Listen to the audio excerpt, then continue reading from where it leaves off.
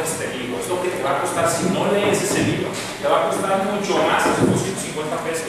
Requieren de poner atención, de hacer la inversión, y si lo calculan bien, esos 250 pesos de cualquier manera se erosionan.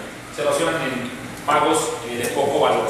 Es muy difícil encontrar valor por pequeñas cantidades. Si yo pago 10 pesos, obtengo poco valor. Requiero de juntar para obtener algo con mayor valor. Entonces la filosofía es lo que sabemos y es la pieza más importante de las rompecabezas de la vida. Marca el rumbo de hacia dónde queremos ir. Si tenemos una filosofía rara, podemos llegar a lugares a donde ni siquiera queríamos llegar y decir, ¿cómo me encontré aquí? ¿No?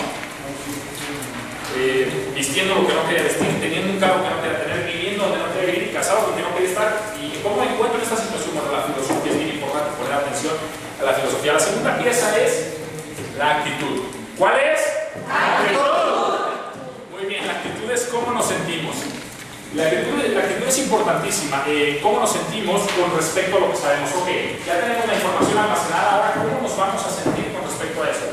Se le conocen como las emociones, ¿no? ¿Cuáles son mis emociones con respecto al vecino? ¿Cuáles son mis emociones con respecto al Herbalife? ¿Cuáles son mis emociones con respecto al gobierno, al patrón, a los hermanos, a la familia, a todo? Y tenemos que dominar y educar las emociones. No podemos nada más dejar que las emociones nos lleven, ¿no? Nosotros tenemos que controlar nuestros pensamientos, no permitir que nuestros pensamientos nos controlen. Entonces la actitud es cómo nos sentimos, cómo utilizamos toda la información, cómo la aprovechamos para darle suficiente valor. Tenemos que mandar que se lleven las emociones a la escuela, ¿sí? Porque si no, harán de nosotros estragos. Punto número 1, ¿cómo nos sentimos con respecto al pasado?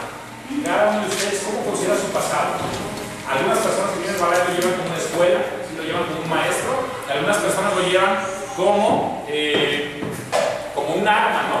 Lo llevan como un lastre, lo llevan como una losa pesada en la espalda. Y algunas personas se flagelan con el pasado tiene que servirles. ¿Sí? Si fracasaron en el pasado, felicidades, utilicen ese fracaso, aprovechenlo e inviertan en su futuro para tener un futuro mejor. No solamente fracasen, que se acuerden de cómo fue, ¿no? Hace poco me subí a un taxi y el señor me platicaba de su florería, cómo le fue tan exitosamente en los 80s con su florería, pero el patrón le quedó mal con unas flores y lo quebró. Y el señor, todo el transcurso del taxi, de su florería, el señor se quedó en el pasado. Él vive en el 2012 y maneja un taxi, la florería ya no existe. Tiene que aprender esa experiencia para poderla aplicar al día de hoy. Pero él está viviendo en el pasado, así no podemos hacer mucho. Tenemos que aprender del pasado, llevarlo como una escuela, ¿sí? El presente no está ahí, pero se los voy a comentar. El presente es muy importante porque el presente que viven hoy, las cosas que están haciendo hoy, va a ser es el futuro y será el presente del mañana. Tienen que poner mucha atención a lo que están haciendo hoy, a los libros que están leyendo hoy. Ese libro que leyeron hoy en la mañana, si lo leyeron, va a servir. Pero si no lo leyeron, no les va a servir. Necesitamos el presente, aprovechar lo mejor que se pueda, ¿sí? Tratar de invertir porque estamos creando el futuro, ¿sí? El futuro es impresionante. Ustedes pueden tomar prestado el futuro y pueden ver cómo se quieren ver en el radar. Ganando cuánto, en qué posición, en qué tiempo, cómo se miran, ¿sí? Así como han pasado sus fotos y se han visto más delgados, véanse más inteligentes, véanse más ricos, véanse llenos de sabiduría, véanse con más relaciones, ¿sí? El futuro es magnífico porque los alienta. Cuando yo veo el futuro y lo proyecto, lo tomo prestado y digo, yo sí quiero eso. Por lo tanto, me voy a poner a trabajar, me encamino y me enfoco para llegar a ese punto.